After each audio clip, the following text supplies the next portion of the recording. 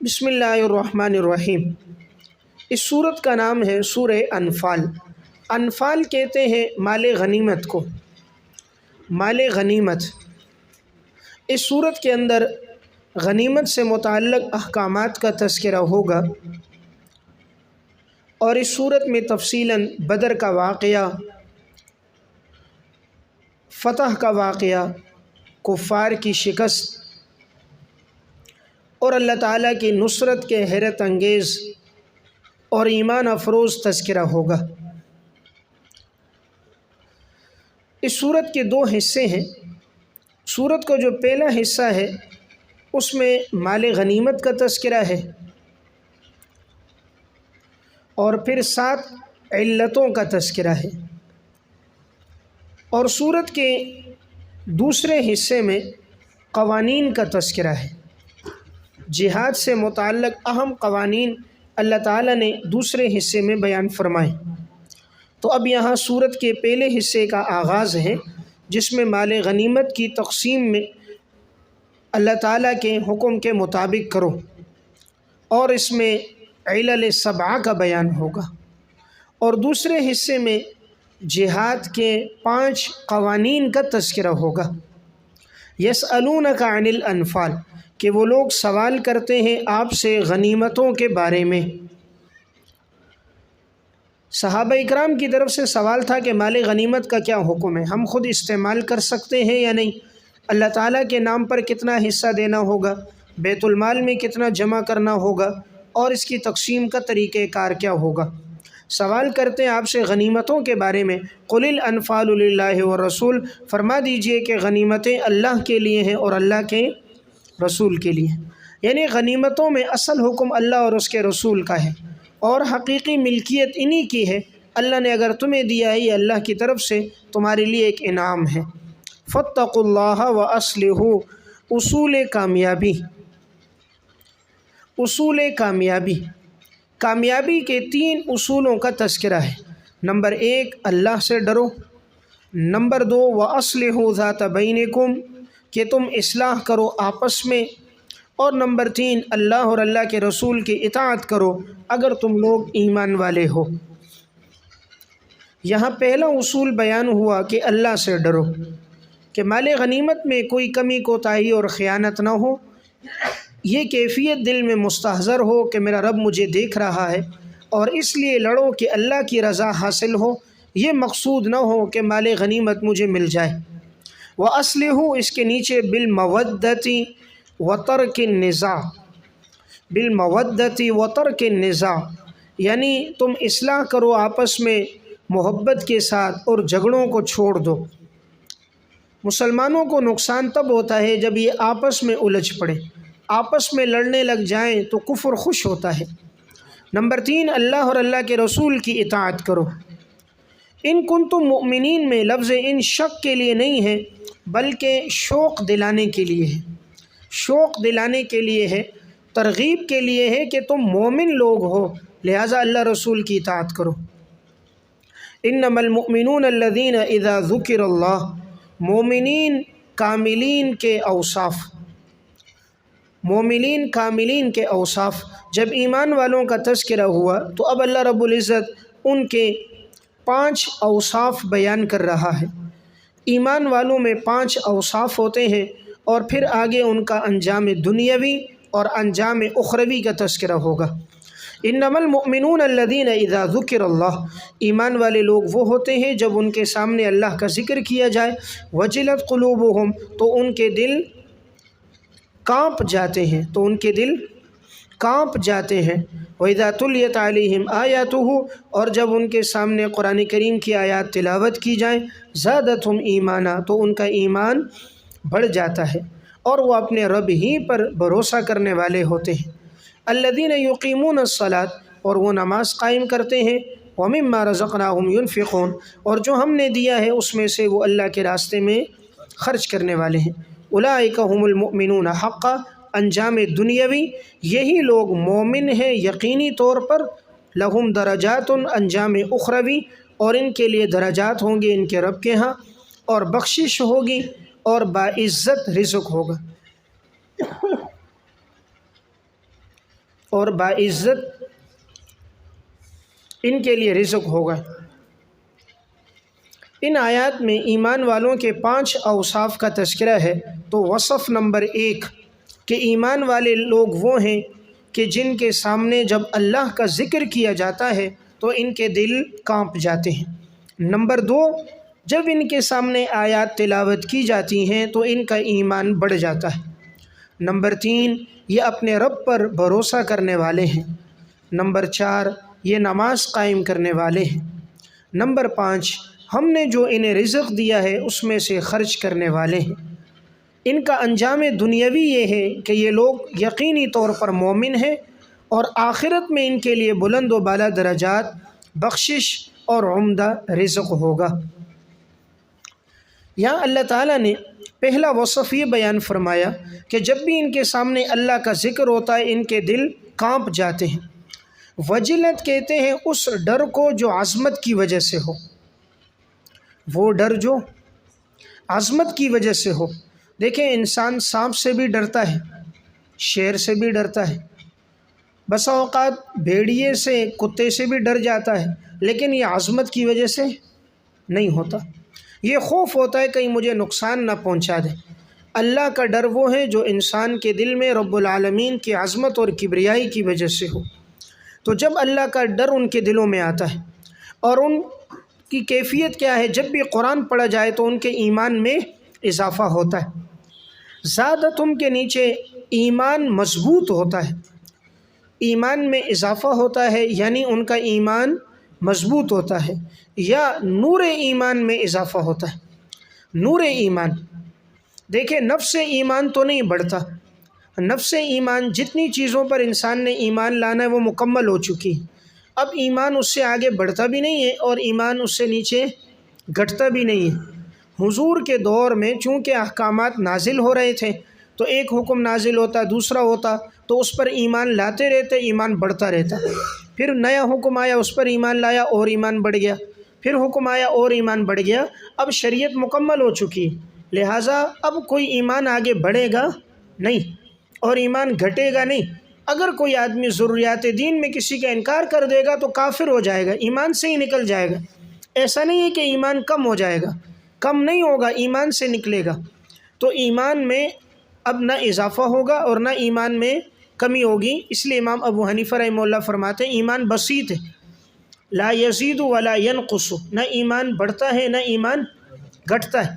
جہاں بات آئے گی کہ ایمان بڑھ رہا ہے تو یہ دور نبوت میں احکامات نازل ہوتے تھے اور اس پر ایمان لاتے تھے، اس اعتبار سے ان کا ایمان بڑھتا تھا۔ اور اب ہمارے لیے جو یہ تعبیر ہے اس کا مطلب ان کا نور ایمان بڑھ رہا ہے یا ایمان مضبوط ہو رہا ہے یا کیفیت ایمان بڑھ رہا ہے یا ثمرہ ایمان بڑھ رہا ہے۔ وَعَلَىٰ رَبِّهِمْ يَتَوَكَّلُونَ، اور وہ اپنے رب ہی پر بھروسہ کرنے والے۔ دیکھیں یہاں عَلَىٰ رَبِّهِمْ مقدم ہے اور يَتَوَكَّلُونَ مؤخر ہے، تو یہ تقدیم حصر کے معنی کے لیے ہے اور يَتَوَكَّلُونَ فعل مضارع ہے، استمرار اور دوام ہے۔ الذین یقیمون الصلاۃ، جو نماز کو قائم رکھنے والے، یہ نہیں فرمایا صرف نماز پڑھنے والے بلکہ نماز پر ہمیشگی اور دوام رکھنے والے۔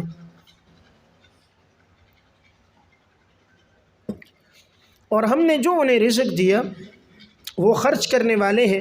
رزقنا کے نیچے زکوٰۃ مفروضہ، صدقات واجبہ اور نوافل سب کو شامل ہے۔ زکوٰۃ مفروضہ، صدقات واجبہ اور نوافل سب کو شامل ہے۔ یہی لوگ مومن لوگ ہیں یقینی طور پر۔ اب یہاں ہم مبتدا ہے، المؤمنون خبر ہے، اور یہ جملہ اسمیہ استمرار اور دوام کے لیے ہے۔ لفظ اولئک سے اشارہ ہے کہ جن میں یہ 5 اوصاف ہوں گے، جو متصف ہوں گے ان 5 اوصاف کے ساتھ، وہ یقیناً مومن ہیں۔ لہم میں خبر مقدم ہے، انہی کے لیے بلند و بالا درجات ہیں، مخلوق کے ہاں نہیں بلکہ رب العالمین کے ہاں۔ اور نمبر 2، اللہ ان کے گناہوں کو معاف کرے گا اور اللہ انہیں عزت والا رزق عطا فرمائے گا۔ कमा अखरजका रब्बुका, कमा से पहले नसरका, नसरका अल्लाह आपकी मदद करेगा जिस तरह के अल्लाह रब्बुल इज़्ज़त ने आपको निकाला आपके घर से बिलहक़ की, हक़ की खातिर। व इन्न फ़रीक़म मिनल मुअमिनीन लकारिहून, और यकीनन एक जमात ईमान वालों में से अलबत्ता वो इसको नापसंद कर रही थी। कमा अखरजका मज़मून अव्वल की पहली इल्लत, मज़मून अव्वल की पहली इल्लत, मैंने बात अर्ज़ की थी कि 7 इल्ल का तज़किरा होगा, तो ये पहली इल्लत है। कमा में जो काफ़ है ये तशबीह के लिए नहीं है, बल्कि ये काफ़ तालीलिया है, ये काफ़ तालीलिया है। तो अब माना होगा नसरका, अल्लाह ने आपकी मदद की, कमा अखरजका, बवजह इसके कि तेरे रब ने तुझे निकाला, बवजह इसके, बसबब इसके कि तेरे रब ने तुझे निकाला तुम्हारे घर से हक़ की खातिर। यानी अल्लाह ताला ने हुजूर को मक्का से हुक्म दिया हिजरत करने का मदीना की तरफ ना, तो ये जो मक्का से आप हिजरत करके अपने घर से मदीना की तरफ आए हैं, ये सबब बना है आगे जाकर जिहाद का। अगर आप हिजरत न करते तो आने वाला जो ग़ज़वे बदर का वाक़या और मारिका ये भी पेश न आता। तो आपके रब ने आपको बसबब इसके निकाला और आप अपने घर से निकले हक़ की खातिर। अब देखें यहाँ पर निस्बत अल्लाह की तरफ है। आपके रब ने निकाला, सबब तो अगरचे उन लोगों की अज़ियतें बनी, मुशरिकीन मक्का की अज़ियतें, तकालीफ, आज़माइशें वो सबब बनी, लेकिन इल्लत क्या बनी? अल्लाह का हुक्म।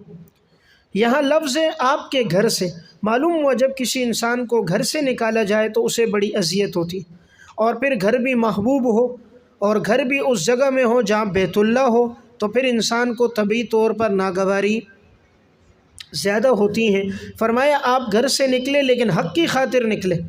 इंसान कभी घर से निकलता है, घर से निकल रहा है लेकिन माज़अल्लाह जुल्म के लिए निकल रहा है, चोरी के इरादे से निकल रहा है, फ़साद के लिए निकल रहा है, लेकिन आपका निकलना हक़ से था।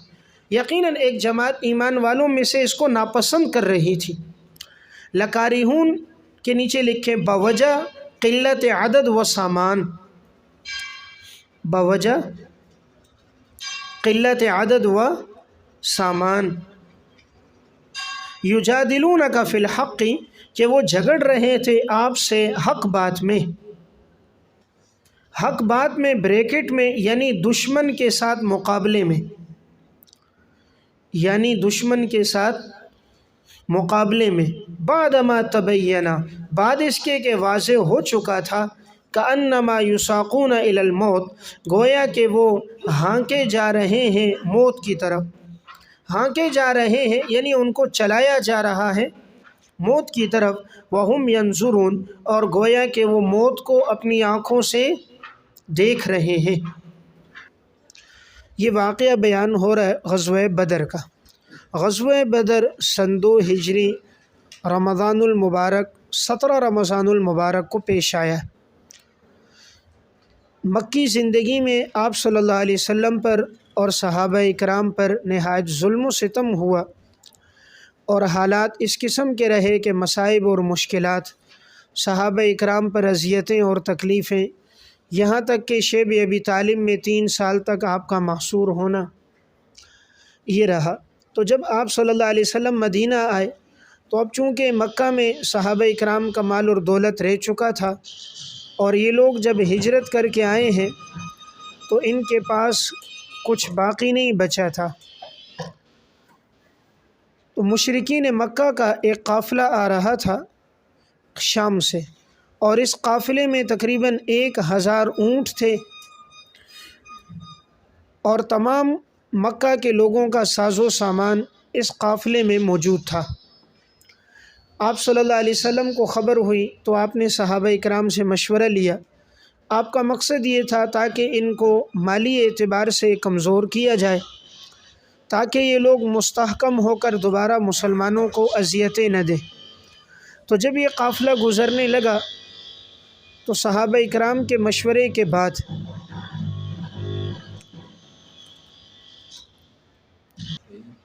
تو آپ صلی اللہ علیہ وسلم نے صحابہ اکرام سے مشورہ لیا۔ مشورے کے بعد جب یہاں سے قافلہ روانہ ہوا، مسلمانوں کی تعداد 313 تھی اور کفار کی تعداد 1000 کے قریب تھی۔ ابو سفیان یہ لشکر لے کر آ رہا تھا، قافلہ ابو سفیان کے پاس تھا، تو اس نے ایک تیز رفتار گھوڑ سوار کو ابو جہل کی طرف مکہ میں بھیجا اور مکہ کے لوگوں کو پیغام دیا کہ جلدی آؤ اور اپنے قافلے کی مدد کرو، یعنی تمہارا یہ جو تجارتی قافلہ ہے کہیں لٹ نہ جائے، مسلمان اس پہ حملہ نہ کر دیں۔ تو اس وقت 1000 کا لشکر ان کی مدد کے لیے آیا، تمام ساز و سامان کے ساتھ مسلح ہو کر وہ لوگ جنگ کے لیے آئے۔ اب ابتدا میں مسلمانوں کی جو جگہ تھی، چونکہ یہ نشیبی جگہ بھی تھی، یہاں مٹی زیادہ تھی تو دوڑتے وقت پاؤں مٹی میں پھنستے تھے، اور مسلمانوں کے پاس پانی والی جگہ بھی نہیں تھی، اور ابو سفیان جو قافلہ لے کر آئے تھے اور اسی طرح وہ لشکر جو آیا، یہ لوگ ایک کنارے پر آ گئے، سمندر کے کنارے پر، اور ان کے پاس جگہ بھی بڑی اچھی تھی، پانی بھی وافر تھا۔ تو اب مسلمانوں کی ایک تو تعداد کم 313، کفار کی تعداد 3 گنا زیادہ 1000، مسلمانوں کے پاس ہتھیار گھوڑے سواریاں بھی کم، ان کے پاس تمام سواریاں بھی زیادہ، تو اس وجہ سے وہ پریشان بھی ہو گئے، پانی بھی نہیں ہے اور جگہ بھی ہمارے پاس ریت والی ہے کہ یہاں لڑنا بھی بہت مشکل ہے، اور ان کے پاس جگہ بھی بڑی سخت ہے کہ اس میں پاؤں زمین میں پھنستے نہیں ہیں، آسانی سے انسان آگے بڑھ سکتا ہے۔ تو آگے بات آئے گی، اب اللہ رب العزت کی طرف سے مدد آئی، اللہ تعالیٰ نے تیز بارش برسائی، جو مٹی والی جگہ تھی وہ جگہ بالکل سخت ہو گئی، اور تیز بارش کی وجہ سے مسلمانوں نے اپنے لیے پانی کا ذخیرہ بھی جمع کر دیا، اور کفار کی جو جگہ تھی وہاں کیچڑ بن گیا، وہ پہلے سے سخت جگہ تھی، پانی زیادہ ہوا تو کیچڑ ہو گیا ان کے لیے۔ پھر اللہ تعالیٰ نے مسلمانوں پر غنودگی طاری کر دی، اور جیسے غنودگی آئی ان سب کو سکون مل گیا، تھوڑی دیر کے بعد جب یہ اٹھے تو سارے حشاش بشاش تھے، اور ادھر اللہ نے کافروں کے دل میں رعب اور دبدبہ ڈال دیا، اور اللہ نے مدد کے لیے جب حضور اور صحابہ نے دعا فرمائی تو اللہ تعالیٰ نے ابتدا میں مدد کے لیے 1000 فرشتے اتارے، اور پھر 3000 فرشتے اللہ رب العزت نے اتارے، اور وعدہ کر دیے کہ اگر ان کے پاس کرز بن جابر کا لشکر پیچھے سے آئے گا ان کی مدد کے لیے تو اللہ تعالیٰ پھر تمہاری مدد کے لیے 5000 کا لشکر اتار دے گا، جیسا کہ بات سورہ آل عمران میں گزر چکی ہے۔ تو اب یہ وہی واقعہ بدر کا بیان ہو رہا ہے، تو یہاں بیان فرمایا کہ آپ کے رب نے جیسا کہ آپ کو نکالا، تو میں نے عرض کیا تھا کاف تعلیلیہ ہے، بوجہ اس کے کہ تیرا رب نے تجھے نکالا تمہارے گھر سے حق کی خاطر، یعنی آپ کی ہجرت حق کے لیے ہوئی ہے، مال دولت کے لیے نہیں ہوئی، دین کی سربلندی اور اعلاء کلمت اللہ کے لیے۔ اور یقیناً ایمان والوں کی ایک جماعت البتہ اس کو ناپسند کر رہی تھی، ناپسند کرنا بوجہ قلت عدد و قلت سامان، یعنی بعض صحابہ کی رائے یہ تھی کہ کیسے مقابلہ ہوگا، ہماری تعداد بھی کم ہے اور ہمارے پاس ہتھیار اور ساز و سامان بھی کم ہے۔ گویا کہ وہ لوگ آپ سے حق کے معاملے میں جھگڑ رہے تھے، بعد اس کے کہ حق واضح ہو گیا، گویا کہ انہیں ہنکایا جا رہا تھا موت کی طرف، اور وہ موت کو اپنی نظروں سے دیکھ رہے ہوں، یعنی ان صحابہ کی حالت ایسی تھی، وہ آپ سے بعض ایسے الجھنے لگے گویا کہ انہیں موت کی طرف ہنکایا جا رہا ہے، یعنی وہ سمجھے کہ ہماری موت یقینی ہے، کہ دشمن کی تعداد 3 گنا زیادہ، تمام ہتھیار ساز و سامان ان کے پاس اور ہمارے پاس کچھ بھی نہیں، تو گویا وہ یہ سمجھ رہے تھے کہ اب ہمارا مرنا یقینی ہے اور ہم موت کو اپنی نظروں سے دیکھ رہے ہیں۔ وَإِذْ يَعِدُكُمُ اللَّهُ إِحْدَى الطَّائِفَتَيْنِ، دوسری علت، اور جب وعدہ کیا تم سے اللہ نے 2 جماعتوں میں سے ایک کا، نیچے لکھیں العیر او النفیر، العیر او النفیر، یعنی ابو سفیان کا قافلہ یا ابو جہل کا لشکر۔ اللہ نے وعدہ کیا تم سے 2 جماعتوں میں سے ایک کا، یعنی تمہیں ابو سفیان کا جو قافلہ ہے اس کے ساتھ تم نے مقابلہ کرنا ہے، یا ابو جہل کا جو لشکر آ رہا ہے اس کے ساتھ تم نے مقابلہ کرنا ہے۔ انہا لکم، کہ یقیناً وہ تمہارے لیے ہے، انہا لکم بدل اشتمال ہے کہ یقیناً ان میں سے ایک چیز تمہارے لیے ہوگی۔ وَتَوَدُّونَ أَنَّ غَيْرَ ذَاتِ الشَّوْكَةِ، اور تم چاہ رہے تھے کہ جو گروہ مسلح نہیں ہے، جو غیر مسلح ہے، غیر ذات الشوکہ جو غیر مسلح ہے، تکون لکم وہ تمہارے لیے ہو. تم چاہ رہے تھے جو غیر مسلح ہے وہ تمہارے لیے ہو. غیر مسلح ابو سفیان کا قافلہ، تو چونکہ اس میں مسلح لوگ تو نہیں تھے، ان کے پاس ہتھیار نہیں تھے، وہ تو تجارتی سامان تھا، یعنی تمہاری نگاہ اس پر گئی کہ ان کے ساتھ ہم لڑیں اور تاکہ وہاں سے ہمیں مال غنیمت اور دولت مل جائے، تو تمہاری نظر چلے گی غیر مسلح گروہ پر کہ وہ تمہارے لیے ہو. اور اللہ چاہتا تھا ان یحق الحق کہ اللہ حق کو غالب کرے، بکلماتہ اپنے وعدوں کے ساتھ، ویقطع دابر الکافرین اور اللہ کاٹ دے کافروں کی جڑ، اور اللہ کافروں کی جڑ کاٹ دے. یعنی اللہ چاہتا تھا ابو جہل کے لشکر سے مقابلہ ہو، تاکہ مقابلہ ہو، کفر کی جڑ کٹ جائے اور اسلام کا بول بالا ہو. اور تمہاری نظر اس پہ چلی گئی تھی کہ نہیں ابو سفیان جو قافلہ لے کر آ رہا ہے وہ ہو، تاکہ اس سے ہمیں کچھ نہ کچھ فائدہ حاصل ہو جائے. اللہ چاہ رہا تھا نہیں حق کا غلبہ ہو جائے. لیحق الحق اس سے پہلے ہے فامرکم بقتال نفیر، فامرکم بقتال نفیر، اللہ نے تمہیں حکم دے دیا کہ تم اس نفیر یعنی ابو جہل کے لشکر کے ساتھ لڑو. لیحق الحق تاکہ اللہ حق کو غالب کر دے، ثابت کر دے. ویبطل الباطل اور اللہ باطل کو باطل کر دے، مٹا دے. ولو کرہ المجرمون اگرچہ مجرم لوگ اس کو ناپسند کریں. اب اللہ نے حق کو کس طرح ثابت کیا کہ 70 بدر میں کفار مارے گئے اور 70 قیدی بن گئے. تو 70 بڑے بڑے کفار مارے گئے، جن میں ابو جہل جو ان کا سرغنہ تھا وہ بھی مارا گیا، اور 70 گرفتار بھی ہو گئے، مال غنیمت بھی ہاتھ میں آیا. پھر ان قیدیوں کو چھڑاتے وقت جو فدیہ دیا گیا مسلمانوں کو وہ بھی ملا. تو اللہ نے حق کو ثابت کر دیا، اسلام کو غلبہ دے دیا، اور اللہ نے باطل یعنی کفر کو مٹا دیا، اگرچہ مجرم لوگوں کو یہ بات پسند نہیں تھی. استستغیثون ربکم تیسری علت، جب تم مدد مانگ رہے تھے اپنے رب سے، فریاد کر رہے تھے، فاستجاب لکم پس قبول کی اللہ نے تمہاری فریاد کہ انی ممدکم، انی ای بانی کہ میں تمہاری مدد کروں گا، بألف من الملائکتی 1000 فرشتوں کے ساتھ، مردفین جو لگاتار ہوں گے، لگاتار ہوں گے، ایک دوسرے کے پیچھے آنے والے ہوں گے. تو اللہ تعالیٰ نے ابتدا میں جب حضور اور صحابہ نے دعا فرمائی تو اللہ نے مدد کتنے سے کی؟ 1000 لشکر سے. پھر اللہ تعالیٰ نے مدد کے لیے فرشتوں کو اتارا 3000، اور پھر کہا اگر ان کی مدد کے لیے اور قافلہ آئے گا تو تمہاری مدد کے لیے فرشتے آ جائیں گے 5000. اب اللہ چاہتا تو ایک فرشتہ بھی کافی ہے نا، ایک جبرائیل کو بھیجے، وہی قوم لوط کو اٹھایا اوپر تک، اوپر سے نیچے پٹخ دیا. جبرائیل اکیلا بھی کافی، ایک زرداری سب پہ بھاری ایک جبرائیل بھی سب کے لیے کافی ہے. لیکن یہاں پر اتنے سارے فرشتوں کی تعداد کا نام اس لیے لیا، مقصد اس میں یہ تھا تاکہ مسلمانوں کے دلوں میں اور قوت آ جائے، تقویت مل جائے، اور ان کو مزید راحت سکون ملے کہ اللہ کی مدد آ گئی. 1000 اور 3000 کا عدد ایسا ہے، اس سے تقویت بڑھ جاتی ہے اور پھر پیش قدمی اور آگے بڑھتی ہے. وما جعلہ اللہ الا بشرا، امداد بالملائکہ کی پہلی حکمت. اب امداد بالملائکہ کی حکمتوں کا تذکرہ ہے. پہلی حکمت یہ ہے کہ یہ اللہ تعالیٰ نے نہیں بھیجے الا بشرا، مگر یہ کہ تمہیں خوشخبری دی جائے. حکمت نمبر 1 وَلِتَطْمَئِنَّ بِهِ قُلُوبُكُمْ. حکمت نمبر 2 اور تاکہ اللہ تعالیٰ تمہارے دلوں کو مطمئن کر دے، تاکہ اللہ تمہارے دلوں کو مطمئن کر دے. بریکٹ میں لکھیں کیونکہ اسباب سے تسلی ہوتی ہے، کیونکہ اسباب سے تسلی ہوتی ہے. تو جب یہ معلوم ہوا کہ 1000 فرشتے مدد کے لیے آ رہے ہیں، اب دلوں کو تسلی ہو گئی.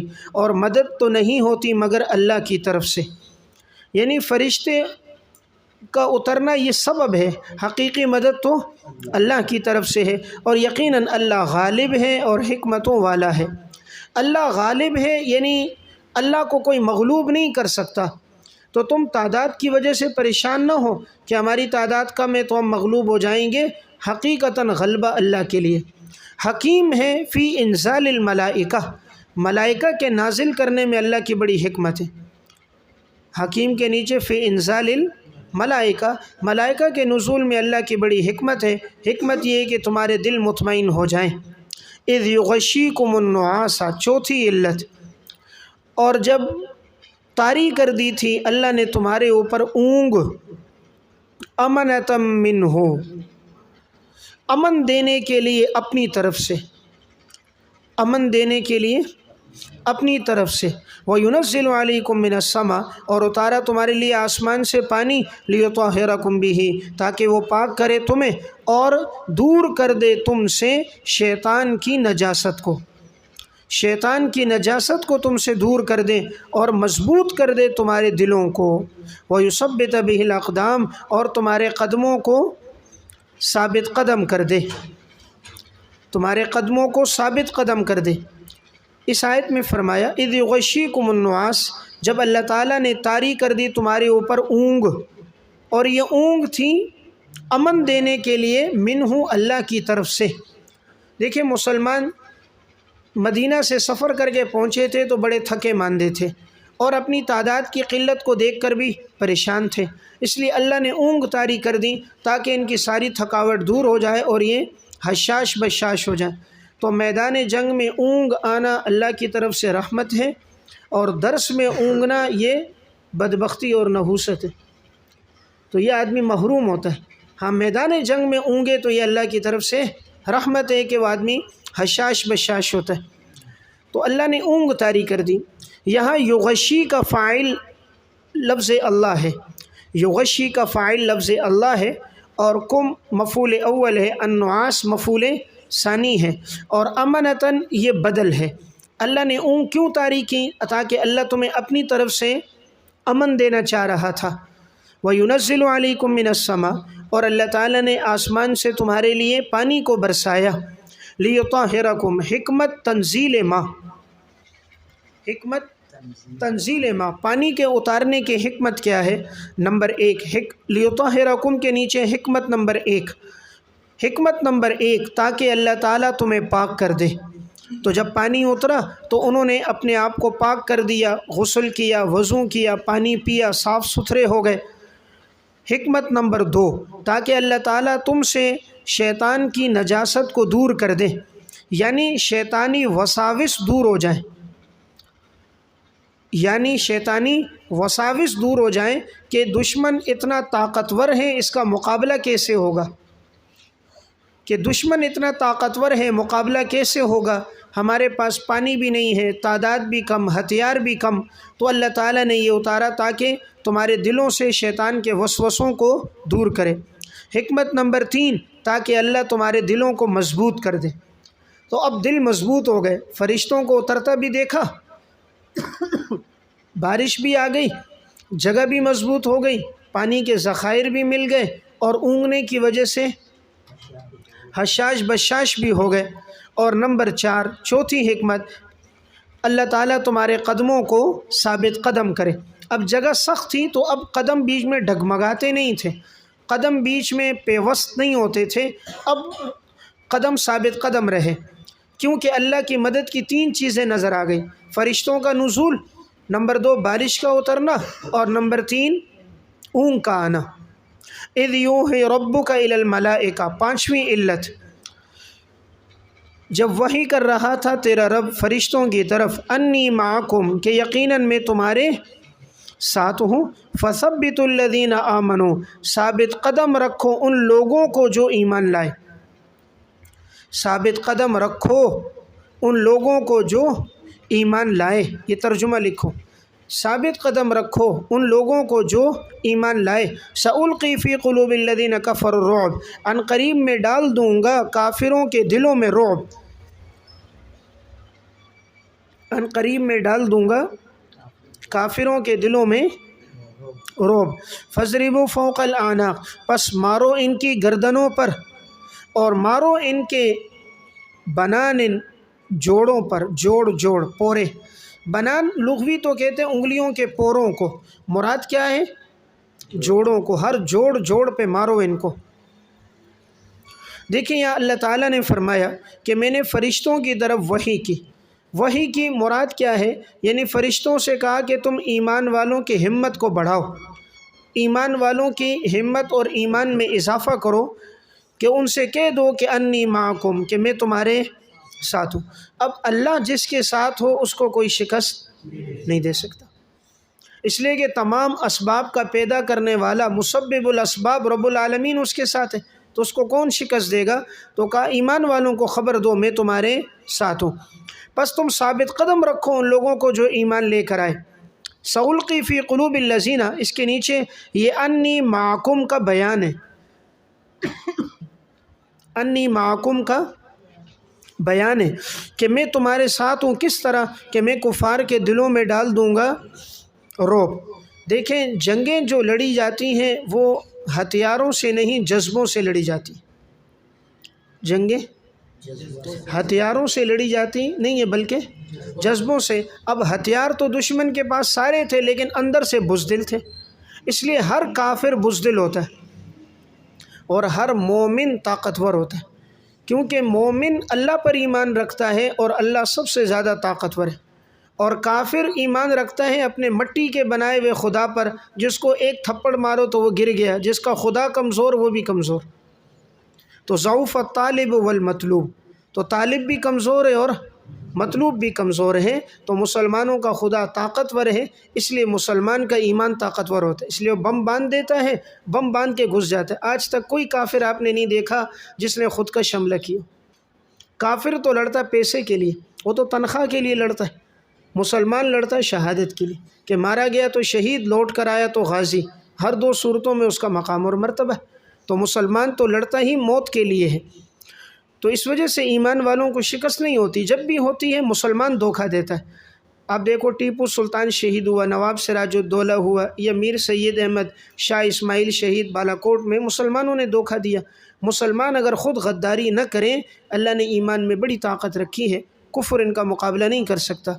تو اللہ تعالیٰ نے فرمایا کہ میں کفار کے دلوں میں ڈال دوں گا رعب ڈالوں گا، یہ آگے نہیں بڑھیں گے، پیچھے پیچھے ہٹیں گے۔ اس لیے میدان جنگ میں ہر کافر پیچھے پیچھے ہوتا ہے کہ بھائی میں بچ جاؤں دوسرا مارا جائے۔ فَاضْرِبُوا فَوْقَ الْأَعْنَاقِ، اب اللہ تعالیٰ نے فرمایا میدان جنگ میں گپ شپ نہیں کرنی ہے، مارو ان کی گردنوں پہ، مارو ان کی گردنوں پہ، اور مارو ان کے جوڑوں پر۔ یہاں لفظ آیا پوروں پہ مارو نا، یہ انگلی کے پور اگر زخمی ہو جائے نا، پھر انسان تلوار نیزہ ہاتھ میں نہیں پکڑ سکتا۔ دیکھیں اگر یہ زخمی ہو نا، آپ قلم بھی نہیں پکڑ سکتے لکھنے کے لیے، چیز جائے کہ آپ تلوار پکڑ کے مقابلہ کرو گے، تو یہ بڑی اہم چیز ہے، انگلیوں کے پورے۔ تو کہا ان پوروں پہ مارو، یہ زخمی، جب یہ زخمی ہو گئے تو ہاتھ موجود ہوگا پھر بھی کچھ کر نہیں سکتا، تو معلوم ہوا اصل علت تلاش کر کے اس کو مارو، یا گردن پہ مارو، جب گردن نہیں ہو کہ باقی دڑ ہو بھی تو پھر وہ کچھ بھی نہیں کر سکتا۔ انسان بغیر ہاتھ کے زندہ رہ سکتا ہے، بغیر ہاتھ کے، بغیر پاؤں کے، بغیر ان اعضاء کے، لیکن بغیر گردن کے نہیں رہ سکتا۔ تو اس لیے اللہ تعالیٰ نے کہا کافروں کی گردنیں مارو، اور مارو ان کے جوڑوں کو۔ ذالک بأنہم، سبب عذاب دنیاوی، سبب عذاب دنیاوی، ذالک مشار الی عذاب دنیاوی ہے۔ یہ عذاب دنیاوی کیوں ہے؟ بأنہم شاقوا اللہ، بسببیہ ہے، یقیناً اس وجہ سے کہ انہوں نے مخالفت کی اللہ اور اس کے رسول کی۔ ومن یشاقق اللہ، دستور خداوندی، اور جو مخالفت کرے گا اللہ اور اللہ کے رسول کی، یقیناً اللہ کی پکڑ پھر بہت سخت ہے۔ ذالکم مشار الی، نیچے عذاب، ذالکم یہ عذاب ہے، فذوقوہ پس تم اس کو چکھو، فذوقوہ اس کے نیچے لکھیں فی الدنیا، تم چکھو یہ عذاب دنیا میں۔ اس کے بعد وَاعْلَمُوا أَنَّ لِلْكَافِرِينَ عَذَابَ النَّارِ، وَاعْلَمُوا معذوف ہے، جان لو کہ یقیناً کافروں کے لیے جہنم کا عذاب ہوگا۔ یا ایہا الذین آمنوا، مضمون ثانی قوانین جہاد۔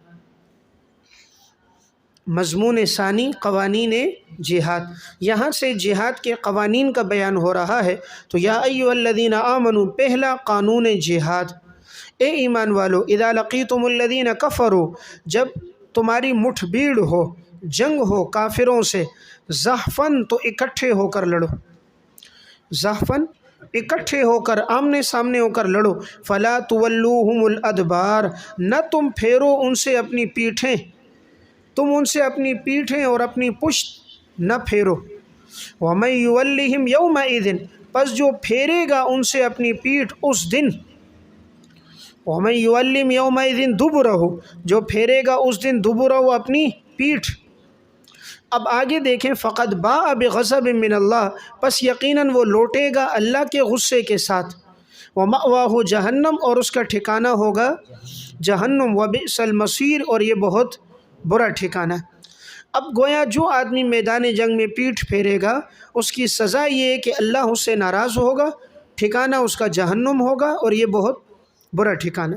اب میدان جنگ میں دو صورتوں میں پیٹھ پھیرنا جائز ہے، دو صورتیں کون سی ہیں؟ استثناء، الا متحرفا لقتال، مگر یہ ہے کہ جنگی چال کے واسطے ایسا کر رہا ہو، جنگی چال کے واسطے، اردو میں ترجمہ ہوتا ہے پھینترا بدلنے کے لیے، پھینترا بدلنے کے لیے، اس لیے میں نے مقصودی ترجمہ کیا، جنگی چال کی وجہ سے ایسا کر رہا ہو، او متحیزا الی فئۃ، یا اپنی کسی جماعت کے پاس پناہ لینے والا ہو، پناہ لینے والا ہو، الی فئۃ، اپنی کسی جماعت کے پاس، تو پھر اس کے لیے جائز ہے۔ دیکھیں، پہلا قانون جہاد یہ ہے، جب بھی تمہاری دشمنوں کے ساتھ مٹھ بھیڑ ہو، جنگ ہو، تو تم سب نے اکٹھے ہو کر ان سے لڑنا ہے، ایک ایک ہو کر متفرق جماعتوں میں بھٹک کے نہیں لڑنا، اس سے تمہاری شکست ہوگی۔ تم یکجا ہوگے، اجتماع ہوگا، اتفاق ہوگا تو اللہ تمہیں فتح دے گا، اور تم نے پیٹھ نہیں پھیرنی۔ جو اس دن میدان جنگ میں پیٹھ پھیرے گا اس کے لیے 3 سزائیں، نمبر 1 اللہ کا غضب ہوگا، نمبر 2 اس کا ٹھکانہ جہنم ہوگا، اور نمبر 3 یہ بہت برا ٹھکانہ ہے۔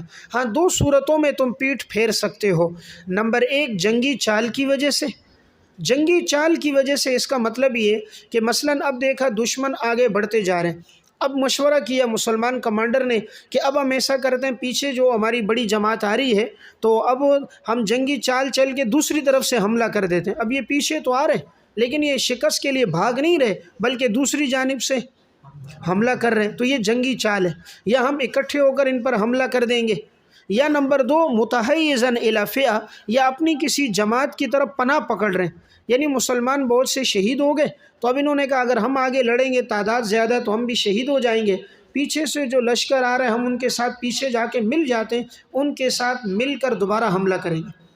اب یہ بھی میدان جنگ سے بھاگ تو رہا ہے، لیکن یہ بھاگنا شکست کے لیے اور بزدلی کے لیے نہیں، یہ بھاگنا اس لیے تاکہ ان کے ساتھ مل کر طاقتور ہو کر دوبارہ حملہ کرنا، اس لیے اس کی اجازت ہے۔ تو گویا 2 صورتوں میں اجازت ہے، باقی میں نہیں ہے۔ اور اب شریعت کا حکم یہ ہے، ابتدا میں یہ تھا کہ بالکل بھاگنا جائز نہیں تھا، اگر مقابلے میں 10 بھی دشمن ہو تب بھی لڑو، بعد میں اللہ رب العزت نے اسی صورت میں آگے اجازت دے دی کہ اگر اب تمہارے مقابلے میں 1 یا 2 ہیں تم نے لڑنا ہے، ہاں 2 سے زیادہ ہوں تو پھر تم واپس آ سکتے ہو، 2 سے کم ہیں تو پھر بھاگنا جائز نہیں ہے، اگر کوئی بھاگے گا تو یہ گناہ کبیرہ کا مرتکب ہوگا۔ فَلَمْ تَقْتُلُوهُمْ وَلَكِنَّ اللَّهَ قَتَلَهُمْ، ثمرہ علل 5، ثمرہ علل 5، فَلَمْ تَقْتُلُوهُمْ، پس تم نہیں ان کو قتل کر رہے تھے مگر اللہ ان کو قتل کر رہا تھا، وَمَا رَمَيْتَ إِذْ رَمَيْتَ، اور آپ نے نہیں پھینکا ان کی طرف جو آپ نے پھینکا، وَلَكِنَّ اللَّهَ رَمَى، لیکن اللہ نے ان کی طرف پھینکا۔ رما کے بعد عبارت معذوف ہے، فعل ذلك لیمحق الکافرین، فعل ذلك لیمحق الکافرین، اللہ نے یہ اس لیے کیا تاکہ اللہ کافروں کو مٹا دے، ولیبلی المؤمنین منہ بلاء حسنا، اور تاکہ اللہ تعالیٰ نوازے ایمان والوں کو اچھے انعام کے ساتھ، بلاء حسنا، اچھے انعام کے ساتھ، یقیناً اللہ سننے والا اور اللہ جاننے والا ہے۔ ذالکم وان اللہ، ذالکم کے بعد عبارت ہے فذوقوہ، ذالکم فذوقوہ واعلموا، پس تم لوگ چکھو اور جان لو کہ یقیناً موہن کید الکافرین، اللہ تعالیٰ کافروں کی چال کو، تدبیر کو کمزور کرنے والا ہے، اللہ کافروں کی تدبیر کو کمزور کرنے والا ہے۔ فلم تقتلوہم، اس آیت میں اللہ رب العزت نے فرمایا کہ تم ان سے نہیں لڑ رہے تھے، حقیقت میں اللہ ان سے لڑ رہا تھا، یعنی مؤثر حقیقی اللہ تعالیٰ کی قدرت ہے، یعنی مؤثر حقیقی اللہ تعالیٰ کی قدرت ہے۔ حقیقت میں اللہ کی مدد تمہارے ساتھ تھی کہ اللہ نے فرشتوں کو اتارا، بارش کو نازل کیا، تمہیں اطمینان قلب نصیب کیا، کافروں کے دلوں میں اللہ نے رعب ڈالا، اور تم نے جب ایک مٹھی مٹی پھینکی، تم نے نہیں پھینکی، حقیقت میں وہ اللہ نے پھینکی۔ آپ صلی اللہ علیہ وسلم نے ایک مٹھی مٹی لی اور ان کفار کی طرف پھینکی، اللہ رب العزت نے اس ایک مٹھی کو ان کافروں کی تمام آنکھوں میں پہنچا دیا۔ اب ایک مٹھی مٹی کا اتنے تعداد میں کافروں کی آنکھ میں چلا جانا، یہ بظاہر عادتاً محال ہے، ناممکن ہے۔ اگر ایک آدمی آج کے دور میں بھی ایک مٹھی پھینکے گا، زیادہ سے زیادہ 2-3 کی آنکھوں میں جائے گی، اور اگر اس نے آنکھیں بند کر دی تو ایک کی آنکھ میں بھی نہیں جائے گی۔ اب اتنے بڑے لشکر میں سب کی آنکھوں میں ایک مٹھی کا چلا جانا، یہ عقلاً گویا ناممکن ہے، اس لیے اللہ نے کہا آپ نے نہیں پھینکی، حقیقت میں وہ اللہ نے پھینکی۔ دیکھیں، ہر وہ چیز جو خلاف عادت ہو، اللہ تعالیٰ اس کی نسبت اپنی طرف کرتا ہے، اور جو چیز عادت کے موافق ہوتی ہے اللہ تعالیٰ اس کی نسبت بندے کی طرف کرتا ہے۔ اب چونکہ یہ عادت کے برخلاف ہے، ایک مٹھی کا تمام کافروں کی آنکھ میں جانا، اس لیے اپنی طرف نسبت کی کہ وہ آپ نے نہیں پھینکی، وہ اللہ نے پھینکی۔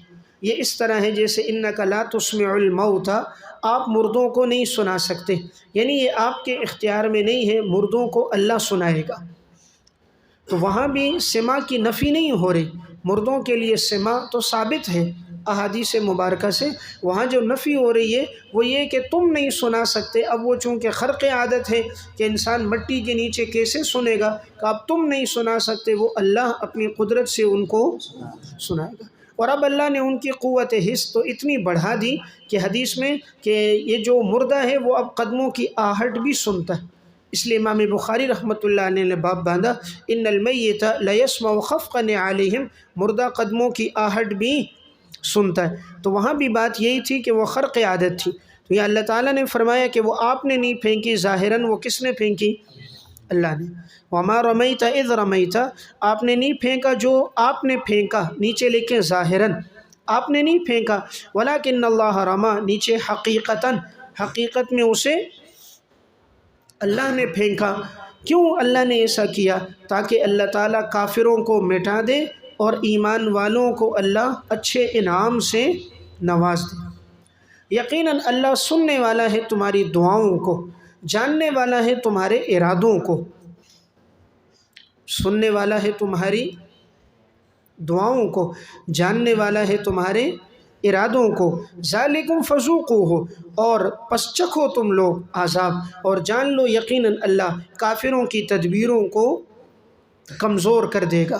ان تستفتحوا فقد جاءکم الفتح، اگر تم فیصلہ طلب کرتے ہو، اگر تم فیصلہ طلب کرتے ہو پس یقیناً آ گئی ہے تمہارے پاس فتح۔ وَإِن تَنْتَهُوا، اور اگر تم باز آ جاؤ تو پس یہ تمہارے لیے بہتر ہے۔ وَإِن تَعُودُوا نَعُودْ، اور اگر تم پھر ایسا کرو گے تو نعود، تو پھر ہم بھی ایسا کریں گے، اگر تم ایسا کرو گے نعود تو ہم بھی ایسا کریں گے۔